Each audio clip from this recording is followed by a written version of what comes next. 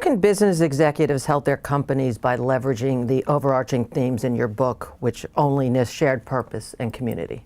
So first of all, this is $1 trillion opportunity. One of the things, the scholarship that I did with Rotman University was to say, if we could actually gather a way for more people to contribute their ideas, which is actually a huge, that's where all innovation comes from. We have $1 trillion in the US alone of upside. And the thing we can do just really easily is figure out how to get more ideas to the table, regardless of age, gender, color, etc. One of the stories that I shared in the book was one of Foldit. Foldit was an online application that allowed people to do this really obscure protein folding thing. So things like Alzheimer's can't be solved until you understand how proteins fold, or rather misfold. But it turns out every scientific team was actually having to recreate the wheel. And they just thought, why not actually build a repository of how proteins fold?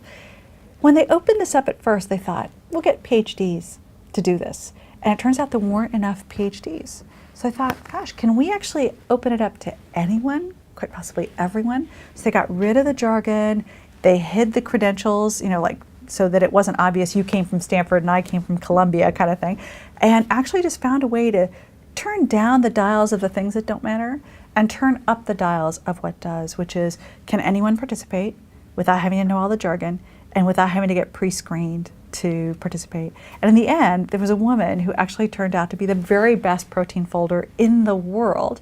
She had gotten a degree in nursing early on in her career, but during the day right now she answered the phone. She was an admin, but she loved puzzle solving, like she was a Sudoku player on a regular basis. And so here she was figuring out how to contribute that which only she could, because Foldit as a system was enabling her to do that. And I think that's really the opportunity for every company, which is if you can figure out how to open up the perimeter of your innovation field to anyone and everyone, how might you actually figure out how to both get the better ideas, fresh ideas, and then figure out how to monetize them?